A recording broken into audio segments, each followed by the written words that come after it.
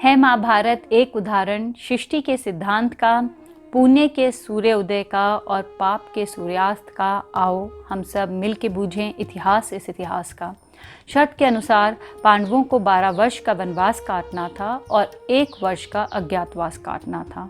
और इस 1 वर्ष के अज्ञातवास के दौरान अगर उनका पता चल जाता तो उन्हें फिर से 12 वर्ष का वनवास काटना पड़ता। इसलिए दुर्योधन ने अपने गुप्तचरों को हर प्रदेश में भेजा कि वो जाकर पांडवों का पता लगाएं, जिससे उन्हें फिर से 12 वर्ष का वनवास काटना पड़े। परंतु दुर्योधन के गुप्तचर पांडवों का कुछ पता नहीं लगा पा रहे थे। तभी दुर्योधन के एक गुप्तचर ने आकर उसे यह समाचार दिया कि विराट नगर के सेनापति कीचक का वध हो गया है और ऐसा लगता है कि रानी सुदेक्षणा की दासी सैरंध्री के गंधर्व पतियों ने ये वध किया है। दुर्योधन ने यह अनुमान लगाया कि दासी सैरंध्री और कोई नहीं रानी द्रौपदी हैं और जो उसके 5 गंधर्व पति हैं वो कोई और नहीं 5 पांडव हैं। इसलिए उसने विराट नगर पर हमला करने का मन लगाया जिससे वह पांडवों का पता लगा सके। तभी त्रिगट प्रदेश के राजा सुशर्मा ने आकर दुर्योधन से कहा कि सेनापति कीचक ने मुझे बहुत सताया है, परंतु अब वह मर गया है, इसीलिए मैं विराट नगर पर आक्रमण करना चाहता हूँ। हम ऐसा करते हैं कि मत्स्य प्रदेश पे जब आक्रमण करें तो मैं दक्षिण दिशा से आक्रमण करूँ।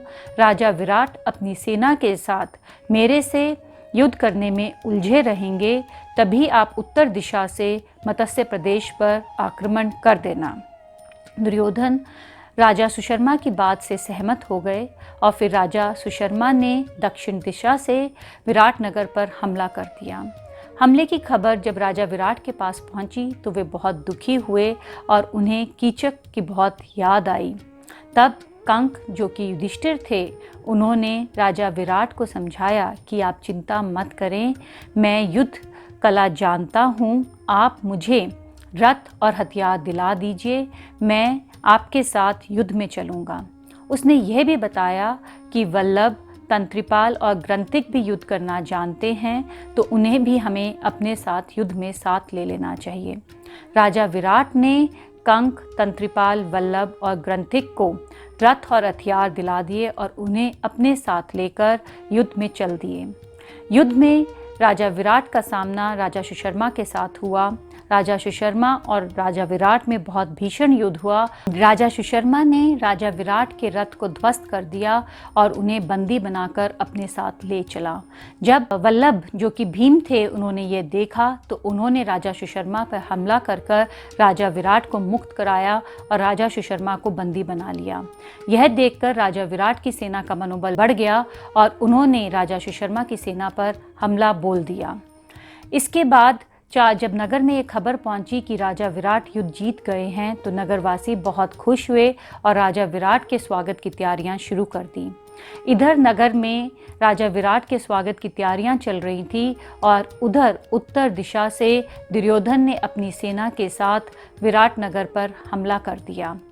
जब उसके सैनिक हमला करने के लिए आगे बढ़ रहे थे तो रास्ते में जितने भी खेत खलियान आए उन्होंने उनको सबको ध्वस्त कर दिया और कितने ही ग्वालों की हजारों गांव को उठाकर दुर्योधन के सैनिक ले गए।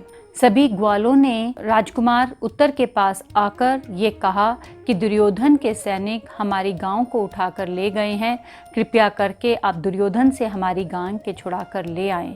राजकुमार उत्तर ने कहा कि अगर मुझे एक कुशल सारथी मिल जाए तो मैं तुम्हारी सभी गांव को दुर्योधन से छुड़ा कर ले आऊँगा। बृहन्नला ने कहा, जो कि अर्जुन थी, कि राजकुमार उत्तर आप चिंता मत करिए, मैंने अर्जुन का रथ चलाया है, आपके रथ की सारथी मैं बनूंगी, आप युद्ध की तैयारी कीजिए। बृहन्नला को अपने सारथी के रूप में साथ लेकर राजकुमार उत्तर लड़ाई के मैदान में पहुँचे। पर जैसे ही राजकुमार उत्तर मैदान में पहुंचा तो उसने अपने सामने दुर्योधन, भीष्म पितामह, द्रोणाचार्य, कृपाचार्य, अश्वत्थामा, कर्ण जैसे वीरों को देखा और साथ ही यह भी देखा कि कौरवों की विशाल सेना उसके सामने खड़ी है। वह यह सब देखकर डर से कांपने लगा। उसने बृहन्नला से कहा कि तुम मेरा रथ वापस ले चलो, मैं इन सब से युद्ध नहीं कर सकता। तब बृहन्नला ने कहा कि हे राजकुमार उत्तर, आप चिंता मत करिए, आपकी जगह मैं युद्ध करूंगी, आप केवल मेरे सारथी बनकर जैसा मैं कहती हूँ मेरे निर्देशों का पालन करिए। ऐसा कहकर वृहनला रथ को वहाँ से बाहर शमशान में ले गई और वहाँ पर शमी के वृक्ष के पास ले जाकर उस रथ को खड़ा कर दिया। वहाँ वृहनला ने राजकुमार उत्तर को अपना सही परिचय दिया और बताया कि मैं अर्जुन हूँ, और उसने पेड़ पर चढ़कर अपने गांडीव धनुष को उतार लिया। इसके बाद राजकुमार उत्तर उस रथ को दौड़ाते हुए वापस कौरवों के समक्ष ले आए। रथ को इतनी तेजी से दौड़ता हुआ देखकर कृपाचार्य ने दुर्योधन से कहा कि इतनी तेजी से दौड़ते हुए रथ को देखकर मुझे ये ऐसा लगता है कि सामने से आने वाला मनुष्य कोई और नहीं, स्वयं अर्जुन है। तब दुर्योधन ने भीष्म पितामह से पूछा कि हे पितामह, क्या पांडवों का अज्ञातवास का समय पूरा हो गया है? तो भीष्म पितामह ने उत्तर दिया, हाँ, पांडवों का अज्ञातवास का समय कल ही पूरा हुआ है।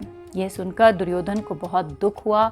उसी समय अर्जुन ने अपने गांडीव की टंकार की और साथ ही अपने देवव्रत शंख की गूंज करी। उसने एकदम से तीव्र बाणों की झड़ी कौरवों की सेना पर छोड़ दी। अर्जुन ने अपने बाणों से कर्ण के बेटे सुकर्ण को युद्ध में मार डाला।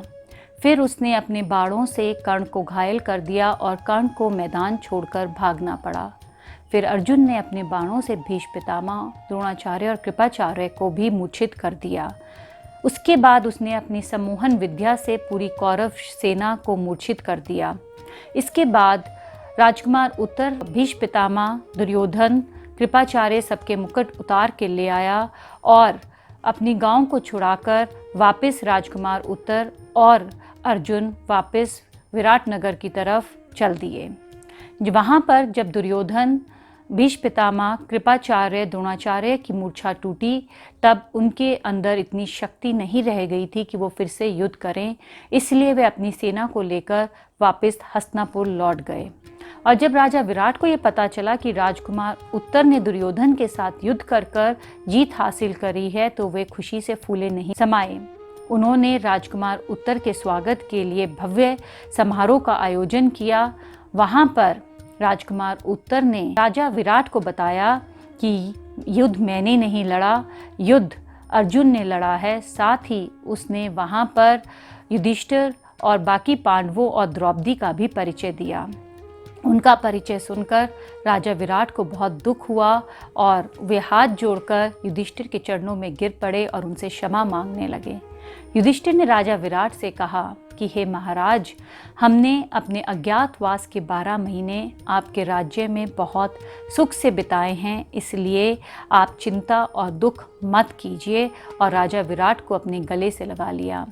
फिर अभिमन्यु का विवाह राजकुमारी उत्तरा के साथ तय कर दिया गया और राजा विराट ने सभी पांडवों और द्रौपदी के ठहरने के लिए अपने उपलव्य नगर में इंतज़ाम करा दिया। अगले एपिसोड तक के लिए अलविदा। जय श्री कृष्ण।